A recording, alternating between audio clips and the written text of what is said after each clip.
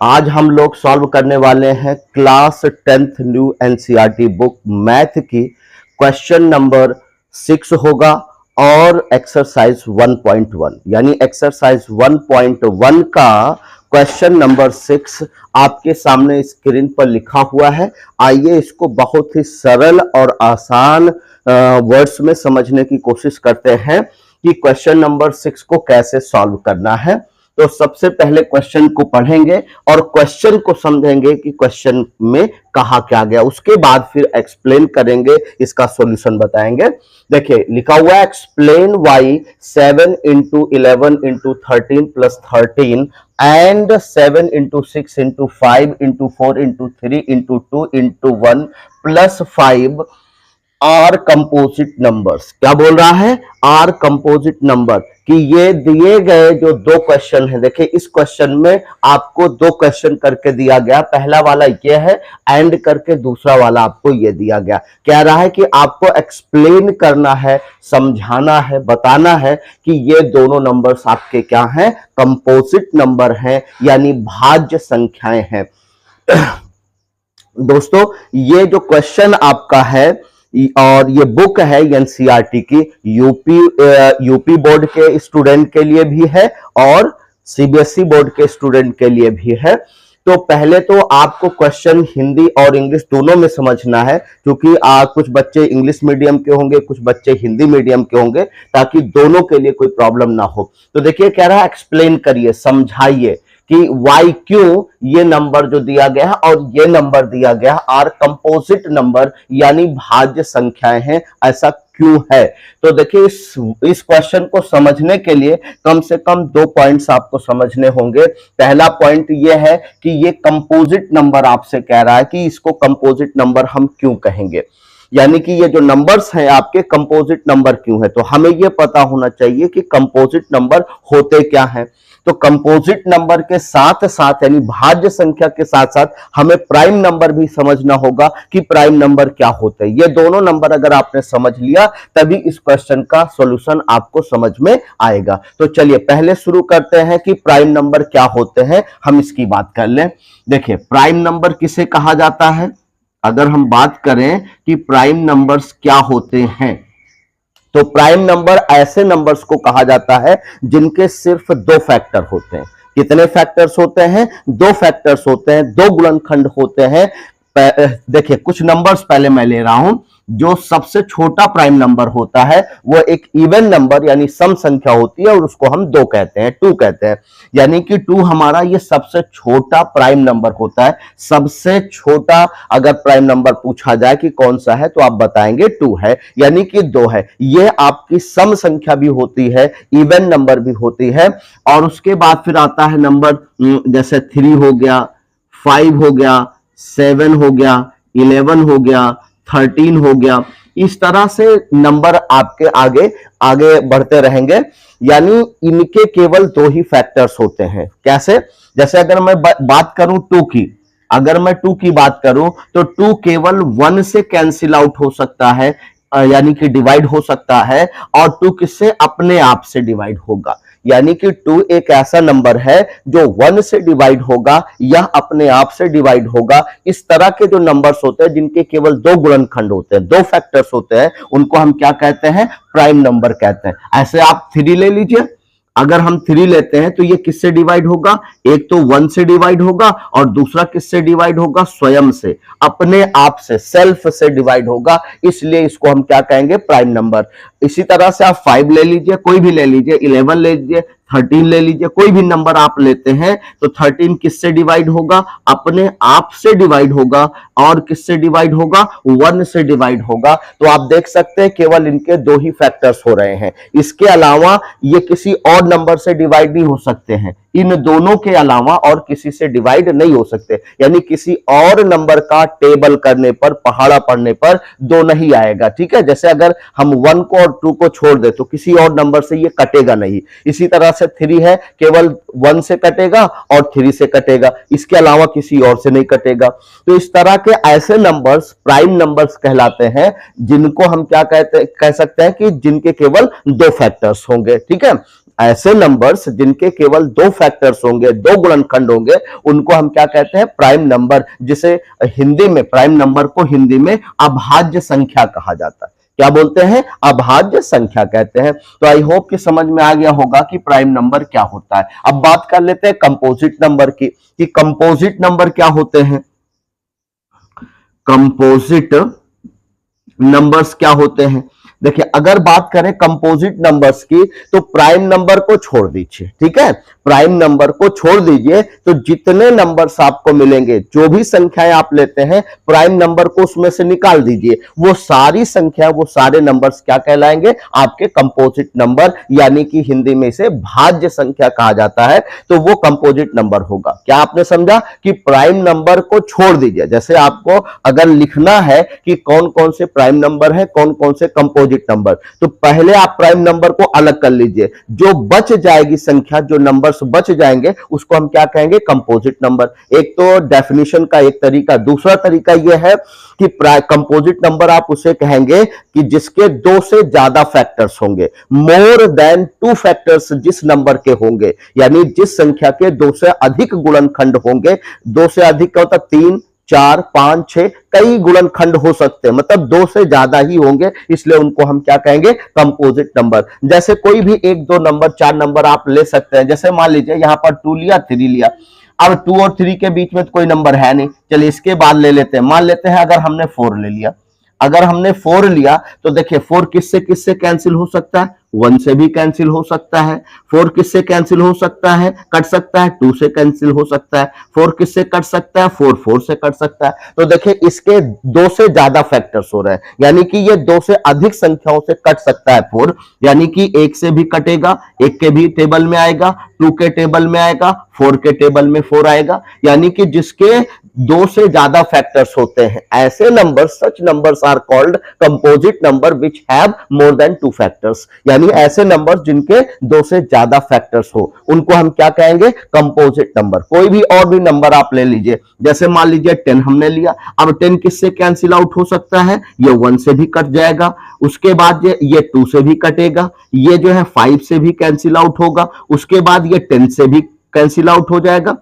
तो इस तरह से आप देखें, इसके जो है 4 फैक्टर्स हो गए, यहां 4 था, इसके 3 फैक्टर्स है, यानी कि 2 से ज्यादा फैक्टर्स हो रहे हैं। यानी कि 10 एक ऐसी संख्या है जिसके 2 से ज्यादा फैक्टर्स बन रहे हैं, यानी 2 से अधिक संख्याओं से ये कट रही है, इसलिए हम 10 को क्या कहेंगे? कंपोजिट नंबर कहेंगे। तो कंपोजिट नंबर, जिसे हिंदी में भाज्य संख्या कहा जाता है। तो अब आई होप कि समझ में आ गया होगा कि प्राइम नंबर क्या होता है? Composite number. प्राइम नंबर जिसके 2 फैक्टर्स होंगे, और कंपोजिट नंबर जिसके मोर देन 2 फैक्टर्स होंगे, उसी को हम कहते हैं, ठीक है, कंपोजिट नंबर। अब देखिए क्वेश्चन में क्या कहा गया है कि एक्सप्लेन करो व्हाई ये वाला नंबर एंड ये वाला नंबर आर कंपोजिट नंबर, कि ये सभी नंबर्स हमारे क्या है? कंपोजिट नंबर्स हैं। तो ये नंबर आपको प्रूव करना, एक तरह से साबित करना, एक्सप्लेन करना है कि ये दिए गए नंबर्स आपके क्या है? Composite number. तो कंपोजिट नंबर का सॉल्यूशन क्या होता है? कंपोजिट नंबर ऐसे नंबर को कहते हैं जिसके क्या है, यानी 2 से ज्यादा फैक्टर्स होंगे,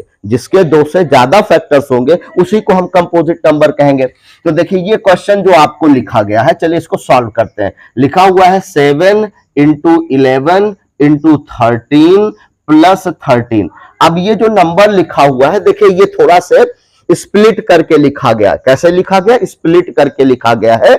आप इस नंबर को जो है एग्जाम में देखिए, इसको एक साथ दे सकता था और कहता कि बताओ ये कंपोजिट नंबर है कि नहीं, लेकिन यहां पर इसने क्या किया है? पहले स्प्लिट कर दिया। तो पहले हम इसको शॉर्ट में करेंगे। क्या करेंगे? पहले इसको हम शॉर्ट में करेंगे, देखेंगे कि ये आखिर नंबर है कौन सा, यानी इसको हम पहले चेक करेंगे ये नंबर कौन सा है। तो इसके लिए क्या करना होगा कि देखिए ये 7 को 11 से मल्टीप्लाई करेंगे, और 13 2 बार आ रहा। अगर आप चाहें तो 7, 11, 13 तीनों को मल्टीप्लाई कर लीजिए और उसके बाद 13 उसमें ऐड कर दीजिए, या आप क्या कर सकते हैं? 13 2 बार आया हुआ है, तो इसमें से 13 को क्या करें? कॉमन भी ले सकते हैं, आपकी मर्जी है, ऐसे भी लिख सकते हैं।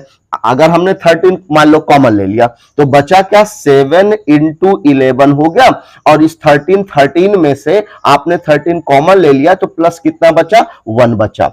अब देखिए ये आपका 13 हो जाएगा, और 7 को 11 से हम क्या करेंगे, मल्टीप्लाई कर लेंगे। तो 11 7 जा कितना होगा आपका 77 होगा, 11 सते 77 हो जाएगा, और उसके बाद फिर कितना आ जाएगा, +1 आ जाएगा। ठीक है, उसके बाद ये 13 हो गया।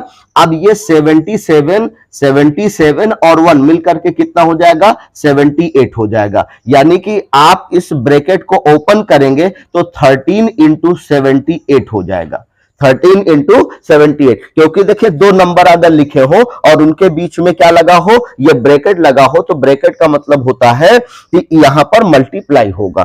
तो यहां पर यानी कि ब्रैकेट को आप ओपन कर दीजिए, हटा दीजिए, और 13 इंटू 78 हो जाए। अब 13 को 78 से हम क्या करेंगे, मल्टीप्लाई कर ले।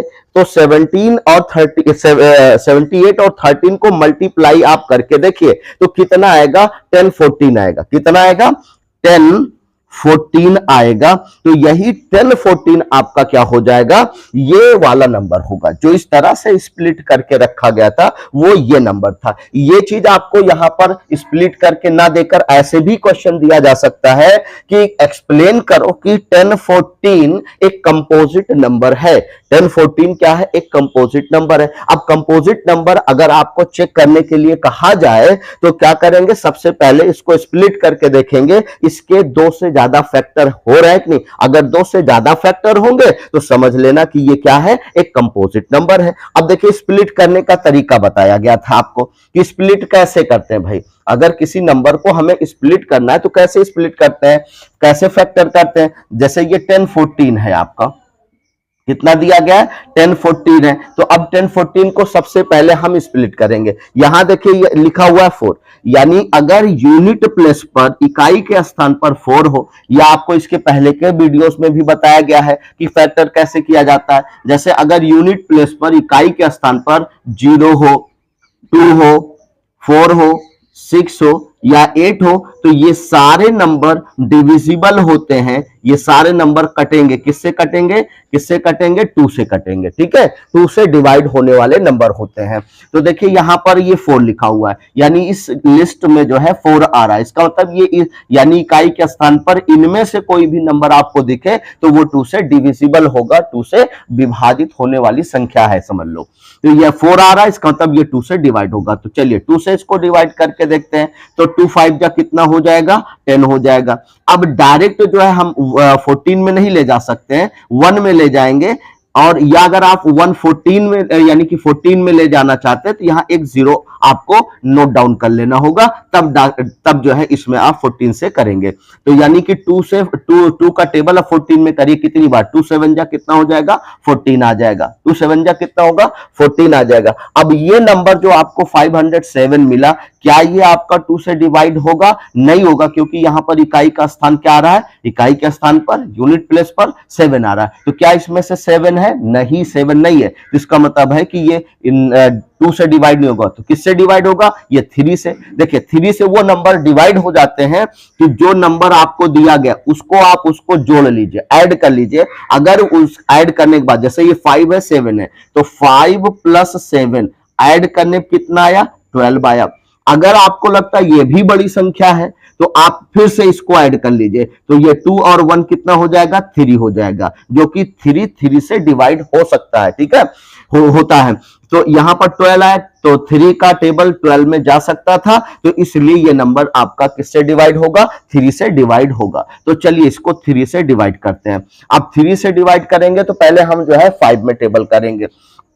तो देखिए 3 का टेबल 5 में कितनी बार जाएगा, सिर्फ 1 टाइम जाएगा। ठीक है, तो यहां पर 3 1 जा 3, यानी 3 एक नम 3 हो जाएगा। यहां बचा कितना, 2 बचा, ये आपका 0 है, 20 हो जाएगा। तो 3 का टेबल 20 में कितनी बार जाएगा, 3 6 जा 18, कितनी बार जाएगा, 3 6 जा 18। यहां पर बचेगा 2, यहां कितना बचेगा, 2, और ये 7 27 हो जाएगा। तो 3 का टेबल जो है 27 में कितनी बार जाएगा, 3 9 जा 27, कितना होगा, 3 9 जा 27। अब देखिए 169 हुआ, क्या ये आपका 3 से डिवाइड होगा? हाँ होगा। तो नहीं हो पाएगा, क्योंकि देखिए अगर आप इसको ऐड कर लें तो देखिए 9, 6 और 1 मिला करके 16 होगा, जो कि 3 के टेबल में नहीं आता। तो ये डायरेक्ट किससे डिवाइड होगा? ये 13 से डिवाइड होगा। किससे डिवाइड होगा? 13। तो 13 का टेबल अगर आप 13 टाइम ले जाएंगे तो 13 13 में 169 होता है, तो ये कैंसिल आउट हो जाएगा। ठीक है, अब ये 13 आया तो 13 को किससे कर सकते हैं? 1 से। 13 1 जा 13। अब आप देख लीजिए कि यहां पर 1014 जो नंबर आया था, इसके कितने फैक्टर हो गए? 101 के जो फैक्टर्स हुए हैं कितने हुए हैं? जैसे 2 हो गया, मल्टीप्लाई में फिर 3 हो गया, फिर उसके बाद मल्टीप्लाई में 13 हो गया, फिर मल्टीप्लाई में 13 हो गया, फिर उसके बाद कितना आया? मल्टीप्लाई में 1 आया। कितना आया? 1 आया। तो अब आप चेक कर सकते हैं कि इसके 2 से ज्यादा फैक्टर्स हो रहे हैं। देखिए 1 2 3 4 5, इसके कितने फैक्टर्स हो रहे हैं? 5 फैक्टर्स हो रहे हैं। इसका मतलब है कि ऐसी संख्याएं कंपोजिट नंबर होती हैं, ऐसी संख्याएं कंपोजिट नंबर होती हैं जिनके मोर देन 2 फैक्टर्स होते हैं। तो आप ये लिख सकते हैं कि ये लिख सकते हैं कि ये जो 1014 आया, यानी कि 1000 कितना आया है? 14 आया है ना? 1014 यानी 1014 आया। इसके कितने फैक्टर्स हैं? मोर देन 2 फैक्टर्स हैं। हैज लिख सकते हैं, has more than 2 factors, more than 2 factors. so it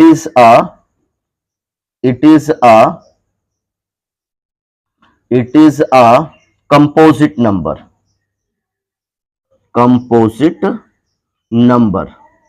तो दोस्तों ये आपको समझ में आ गया होगा कि किसी भी नंबर को कंपोजिट नंबर होने के लिए ये चेक करना पड़ेगा कि दिए गए नंबर्स के जो फैक्टर्स हैं वो 2 से अधिक है या नहीं है। तो यहां पर आपने चेक किया इसको स्प्लिट करके, यानी आपने इसके फैक्टर करके चेक कर लिया कि जो हमारा 1014 आया हुआ था, यानी जो ये नंबर लिखा हुआ था ये एक्चुअल में क्या है? 1014 है। और 1014 को जब आपने फैक्टर किया तो उसके 2 से ज्यादा फैक्टर्स है। इसी तरह से यहां लिखा गया एज 1014, क्योंकि 1014 के हैज मोर देन 2 फैक्टर्स, 2 से ज्यादा फैक्टर्स है, इसलिए it is a composite number. ये क्या है? एक कंपोजिट नंबर है। आई होप कि समझ में आ गया होगा। चलिए दोस्तों, अब हम लोग जो है इस क्वेश्चन का अगला पार्ट कंप्लीट करते हैं। आपने ये देखा कि ये वाला जो क्वेश्चन था कि यानी आपको ये एक्सप्लेन करना था कि ये नंबर जो आपको दिया गया ये कंपोजिट नंबर है, और इसी तरह से इसको भी आपको एक्सप्लेन करना है कि ये नंबर आपका क्या है? एक कंपोजिट नंबर है। तो चलिए पहले इस नंबर को नोट डाउन करते हैं। कितना लिखा हुआ है? 7 × 6 × 5 × 4 × 3 × 2 × 1 प्लस 5 लिखा हुआ है। ये जो नंबर है आपको एक्सप्लेन करना है कि क्या ये नंबर आपका कंपोजिट नंबर है। कंपोजिट नंबर होने के लिए क्या बताया गया कि उसके मोर देन 2 फैक्टर्स होने चाहिए, 2 से अधिक फैक्टर्स होने चाहिए। तो ये जो नंबर लिखा हुआ है इस नंबर को आप पहले क्या करेंगे? शॉर्ट फॉर्म में लिख करके चेक करेंगे कि ये नंबर आपका कितना है। ये जो नंबर आपको दिया गया है ये नंबर एक्चुअल में है कितना। तो देखिए यहां पर 5 है, यहां पर 5 है। जैसे इसके पहले वाले में किया था, आप चाहे तो कॉमन ले सकते हैं और ना चाहे तो आप डायरेक्ट क्या करें? यहां से ले करके यहां तक ये सारे नंबर आपस में क्या करेंगे? मल्टीप्लाई करेंगे। यानी 7 को 6 से मल्टीप्लाई करिए, जो आए उसको 5 से मल्टीप्लाई करिए, फिर जो प्रोडक्ट है गुणनखंड है उसको 4 से मल्टीप्लाई करिए, फिर उसके बाद जो आएगा आंसर उसमें 3 से मल्टीप्लाई करिए, फिर जो आएगा उसमें 2 से मल्टीप्लाई करिए, फिर उसके बाद 1 से मल्टीप्लाई करिएगा, क्योंकि 1 से आप मल्टीप्लाई करोगे तो सेम नंबर आपका वही आएगा। 1 से कभी भी किसी भी चाहे छोटे नंबर को या बड़े नंबर को आप मल्टीप्लाई करोगे तो वही नंबर मिलता है, उसमें कोई चेंजेस नहीं होते हैं। तो आपने देखा कि ये पूरा नंबर आपने ले लिया। अब इसको क्या करना है? आपस में मल्टीप्लाई करना है। तो अगर आप मल्टीप्लाई करेंगे तो ये आएगा 5040। कितना आएगा? 5040 आएगा, प्लस ये आपका 5 और बचा हुआ है, 5 इसमें ऐड कर देंगे। तो अब टोटल नंबर जो आपका आएगा यानी कि 5040 की जगह क्या हो जाएगा? 5045। कितना हो जाएगा? 5045। यानी ये जो नंबर आपको दिया गया था एक्चुअल में ये 5045 है। क्या है ये? 5045। अब ये नंबर यहां पर इस तरह से दे करके आपसे कह रहा था बताओ, एक्सप्लेन करो कि क्या ये नंबर कंपोजिट नंबर है। और एग्जाम में ये नंबर ना दे करके इस तरह से भी पूछ सकता है कि एक्सप्लेन करो कि ये नंबर आपका क्या है? एक कंपोजिट नंबर है। तो इसके लिए क्या करना होगा? कंपोजिट नंबर आपको चेक करना होगा कि इसके दो से ज्यादा फैक्टर्स हैं या नहीं। तो इसको क्या करते हैं हम? स्प्लिट करते हैं, इसके फैक्टर्स करते हैं। जैसे सब में फैक्टर किए थे वैसे इसका भी फैक्टर करेंगे। देखिए 5045 है, अब इसके हम फैक्टर करेंगे। अब इसके फैक्टर्स करने के लिए देखिए आपको 2 से फैक्टर्स करने का क्या मतलब बताया गया था कि अगर इस लिस्ट में से कोई भी नंबर इकाई के स्थान पर होगा तो समझ लेना कि वो नंबर 2 से डिविजिबल है, 2 से कटेगा। लेकिन इस नंबर में से 5 तो है नहीं, इसका मतलब है कि ये 2 से डिवाइड नहीं होगा। 3 से डिवाइड होने का क्या तरीका होता है कि सारे नंबर को ऐड करो। जैसे 5 4 9 हो जाएगा और 9 में जब 4 ऐड करेंगे 14 हो जाएगा। तो क्या 14 जो है वो 3 से डिवाइड होता है? नहीं डिवाइड होगा। 3 के टेबल में 14 नहीं आएगा, तो इसका मतलब ये पूरा नंबर आपका 14 से वो 3 से डिवाइड नहीं होगा। लेकिन एक तरीका ये है चेक करने का कि जिसके यूनिट प्लेस पर 0 हो या 5 हो वो पूरा नंबर किससे डिविजिबल हो जाता है? वो 5 से डिविजिबल होता है। किससे डिविजिबल होता है? 5 से डिविजिबल होगा, यानी कि 5 से कटने वाला नंबर होता है। तो इसके इकाई के स्थान पर कितना आया है? 5 आया है। इसका मतलब हुआ कि ये नंबर पूरा आपका किससे डिवाइड हो जाएगा? ये 5 से डिवाइड होगा। तो चलिए इसको हम डायरेक्ट 5 से ही डिवाइड कर लेते हैं। तो जब 5 से डिवाइड करेंगे तो 5 1 जा कितना हो जाएगा? 5 हो जाएगा। अब 5 का टेबल 0 में कितनी बार जाएगा?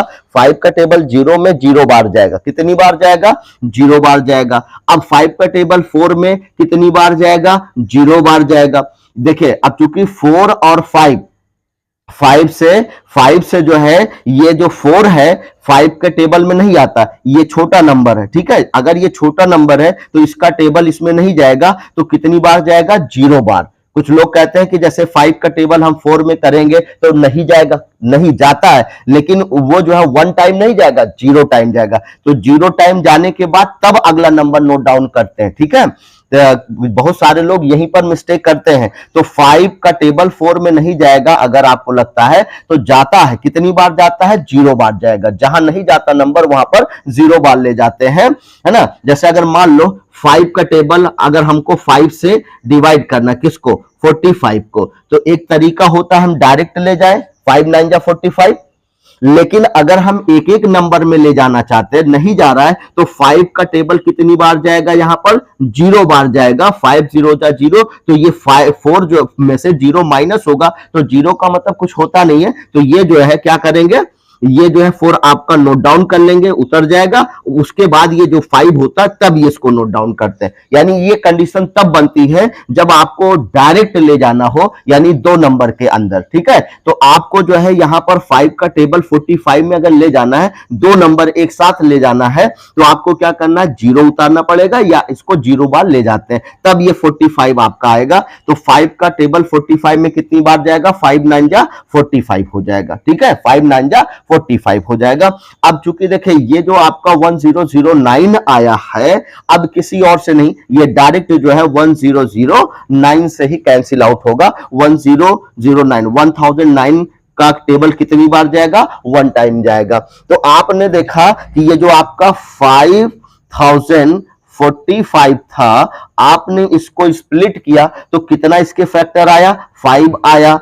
फिर उसके बाद 1009 आया, 1009 आया। फिर उसके बाद कितना आया आपका? 1 आया। तो यानी आपने देखा कि इसके 2 से ज्यादा फैक्टर्स हो रहे हैं। देखिए 1 एक ऐसा नंबर होता है जो सबके फैक्टर में इंक्लूड होता है, सबके नंबर में आएगा, सबके फैक्टर में आएगा। तो इसलिए 1 को आपको लिखना ही लिखना, चाहे जो भी, जैसे आपने 2 को क्या किया, अगर फैक्टर किया तो 2 1 जा 2 और 2 2 जा 2 1 जा 2 और 1 2 जा 2 हो जाएगा। तो यानी जो 1 होता है ये कॉमन नंबर होता है जो सबके फैक्टर में आता है। तो ये तो इसके देखिए 2 से ज्यादा फैक्टर हो गए कि नहीं हो गए, हो गए, इसका मतलब ये कंपोजिट नंबर है। बस आपको स्टेटमेंट के फॉर्म में लिख देना है कि यहां पर एज 5045 यानी 5045 has more than two factors so it is a composite number, okay.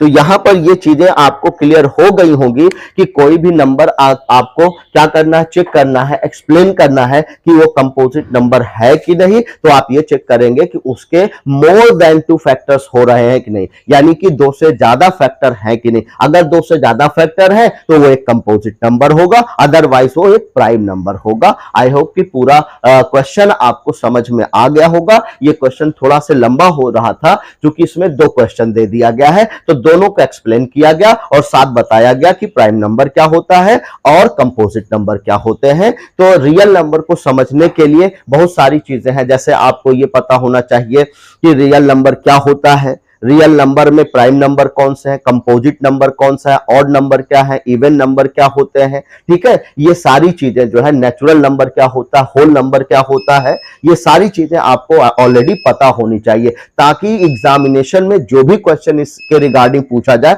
आप अच्छे से एक्सप्लेन कर पाएंगे। अगर देखिए मैं एक अलग से वीडियो बना चुका हूं कि प्राइम नंबर क्या है, कंपोजिट नंबर क्या है, रियल नंबर क्या है, ठीक है।